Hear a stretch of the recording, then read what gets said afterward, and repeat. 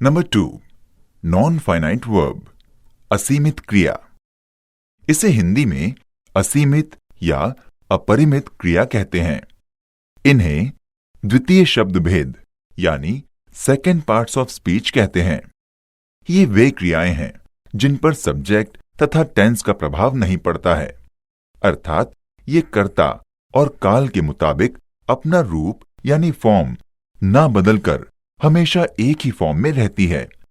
ये क्रिया होते हुए भी कभी क्रिया की तरह कार्य नहीं करती है, बल्कि नाउन, एडजेक्टिव या एडवर्ब आदि की भांति कार्य करती है। जैसे smoking is dangerous for health, अर्थात धूम्रपान स्वास्थ्य के लिए हानिकारक है। यहां स्मोकिंग शब्द नॉन फाइनाइट है जो स्मोक वर्ब से बना है। इसी प्रकार she is fond of smoking, अर्थात वो धूम्रपान की शौकीन है।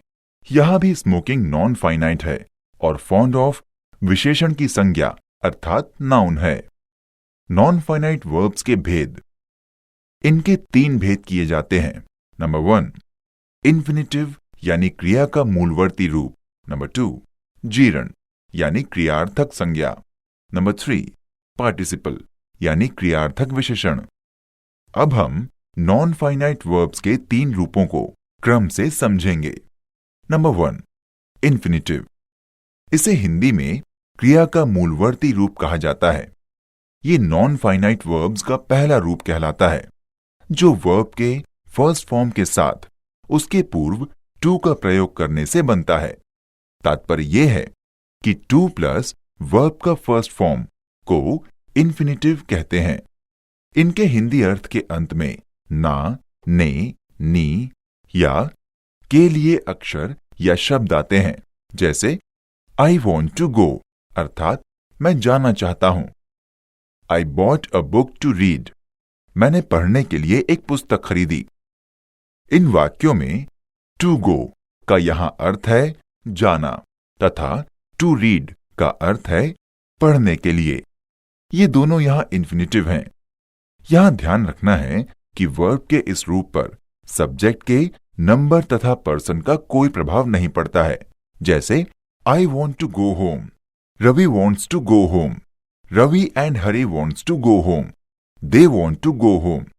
इन वाक्यों में फाइनाइट वर्ब्स पर तो कर्ता का प्रभाव पड़ा और तदनुसार उनके रूप में परिवर्तन हुए, किंतु टू गो जो कि इन्फिनिटिव है के रूप पर कोई प्रभाव नहीं पड़ा।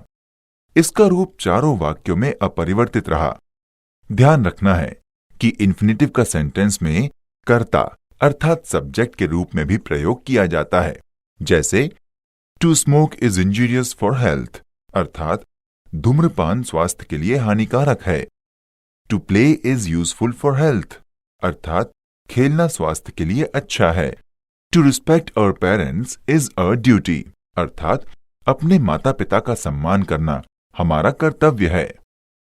नोट, हम ध्यान दें कि जब किसी इन्फिनिटिव को कुछ निश्चित क्रियाओं अर्थात फाइनाइट वर्ब्स जैसे let, bid, behold, see, smell, make, feel, touch, know, near आदि के साथ यूज किया जाता है तो वो सदैव बिना टू के इस्तेमाल की जाती है। ये भी ध्यान रखें कि जिन वर्ब्स को ऊपर बताया गया, यदि वे मुख्य क्रिया बने और उनके बाद किसी इन्फिनिटिव को रखा जाए तो वे सदैव बिना टू के केवल फर्स्ट फॉर्म में होंगी। जैसे आई सॉ हिम प्ले, अर्थात मैंने उसे खेलते देखा।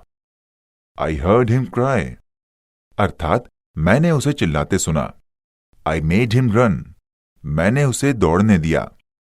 यहां इन वाक्यों में ऑब्जेक्ट हिम के बाद आया इन्फिनिटिव प्ले, ट्राई और रन बिना टू के प्रयोग किए गए हैं, परंतु कुछ ऐसे वर्ब्स जिनके साथ सदैव इन्फिनिटिव टू के साथ रखी जाती है और सदैव इन्फिनिटिव ही होगी।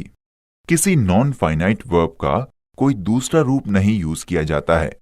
जैसे गो अर्थात जाना, कम यानी आना, ट्राई यानी कोशिश करना, वॉन्ट यानी चाहना, लव यानी प्रेम करना, लाइक यानी पसंद करना, हेट यानी घृणा करना, अलाउ यानी अनुमति प्रदान करना, परमिट यानी अनुमति प्रदान करना, रिक्वेस्ट अर्थात निवेदन करना, रिमाइंड अर्थात याद करना या फिर याद दिलाना, फोर्स अर्थात विवश करना या बाध्य करना आदि। जैसे they forced him to jump अर्थात उन्होंने उसे कूदने के लिए विवश किया। She reminded me to come soon अर्थात उसने मुझे शीघ्र आने की याद दिलाई। कुछ ऐसे एडजेक्टिव्स हैं जिनके साथ सदैव इन्फिनेटिव विद टू अर्थात टू के साथ इन्फिनेटिव का प्रयोग किया जाता है। जैसे एग्री यानी सहमत होना, डिजायर यानी इच्छा, डिसाइड यानी निर्णय, एक्सपेक्ट यानी उम्मीद या आशा, ईगर यानी उत्सुक, ग्लैड यानी प्रसन्न, इजी यानी आसान, रेडी यानी तैयार, एबल यानी योग्य, एनक्सियस यानी उत्सुक आदि। जैसे I am ready to do this work अर्थात मैं ये कार्य करने के लिए तैयार हूं। She is glad to get good mark अर्थात वो अच्छे अंक पाकर प्रसन्न है।